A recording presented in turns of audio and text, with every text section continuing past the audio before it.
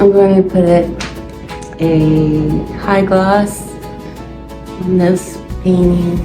I love this little guy. So I'm just going to pour it on and brush around with this brush.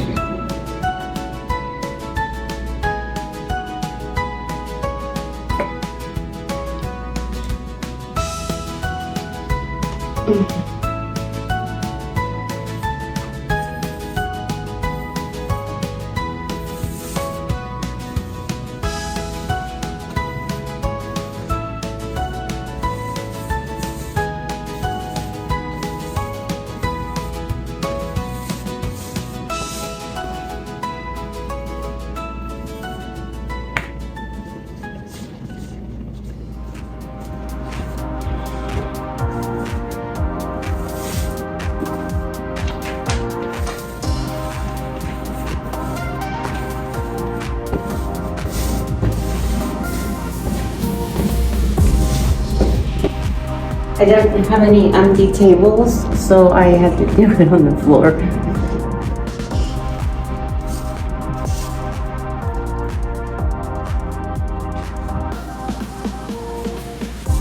Just a quick note, I'm going to be starting a portrait soon of my niece, Kay. I'm waiting on a picture in the mail. This is gonna look like candy. So that would be fun to do. I haven't done a portrait in a very long time.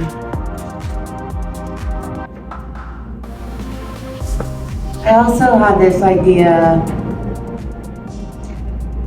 I don't think I'm going to do it, but I almost wanted to put little hairs, little twisty hair like things coming out of these orbs, like in white, or and then I thought, well, I could do some copper leaf hairs, but I don't know that I want to mess with it. I don't want it to get fussy, and that would be terrible. Because I like how it just happened, and that's how it's supposed to be. Good morning from Los Angeles. Hi guys. And one thing I'd like to explain is I have a very freeform style of making a video. And everyone would say, oh, that's a terrible idea. Well, that's how I do it. So right now I'm painting the edges of this because it was smeared. It was smeared from the colored pencil. And I'm gonna let that dry. And then I'm gonna show you my new giant canvases that I got delivered to me this week. They're so big. Part of my story is not listening to what other people say and not caring what other people think. And definitely, number one, love yourself and believe in yourself. And I guess number three is stop doubting yourself. And most of that involves limiting beliefs that you're taught from a child, and you just keep thinking about them, and therefore you keep believing them. That's not going to help you further yourself in any occupation. I wish I could just, I don't wish, but if I could have been something else that was more, money friendly, which is limiting belief, like I'll be a major scientist, astrophysicist, chemist, then I would be making a lot of money. But see, that's a limiting belief. Actually, I think AI might actually help artists better. I mean, because I've tried AI to make, just a mock-up of anything, and it's terrible, really bad. So maybe it gives us artists hope. And also, tell your story if you feel like it. Okay, I feel comfortable in the setting. You can see my studio. It makes me feel good. So you want to know my story? I grew up in a very small town. It wasn't even a town. I grew up in the middle of nowhere in Pennsylvania.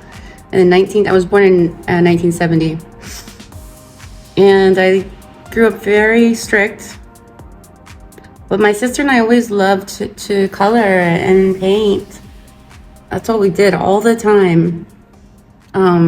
We drove my mom crazy, literally.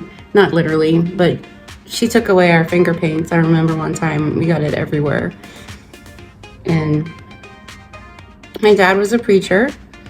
So like I said, we didn't get to do a whole lot of stuff. And it was before, we had the internet and all that.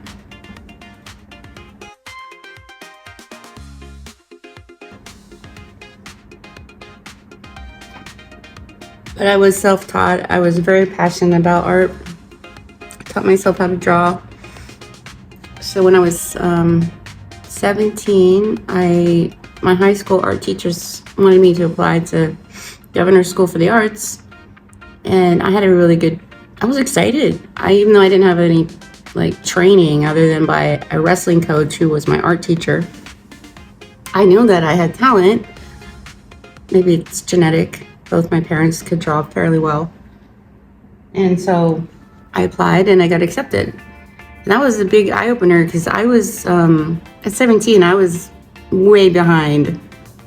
Because when you don't get to grow up with listening to rock and roll or going to the movies or anything of the world, as my father would have said, you really don't know what's going on in the 80s. But I had a great time, and I was like, well, if I can do that, then I can do just about anything.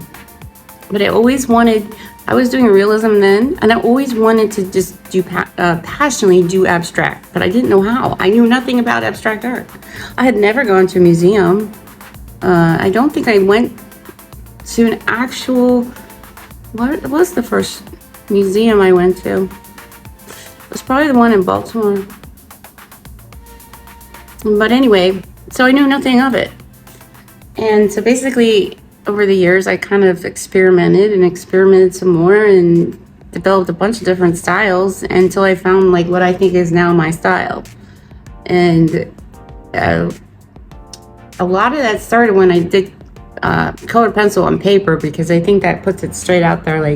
It was easier to do it with colored pencil, I think. And also, I just love coloring. That's my thing. I love coloring. So, when I've been doing that for 10 years, but as you can see, some of these, that really helped me define my style. And this one fell down, but I will rehang it. These are some just random ones. I've sold most of the ones I've done. But it has really helped me experiment with form and color, geometry, organic line. Or if you have any questions, just put them in the comments. I'd love to answer them. I'm in LA right now. I've lived here for 20 years, since 2005. So I do love LA. I tried to go back to Pennsylvania one time, and I'm telling you, it's not the same. It's not the same. It's hard to make a living when you're used to accruing debt like you do when you live in Los Angeles. It's pretty nutso, I think. That's all for now.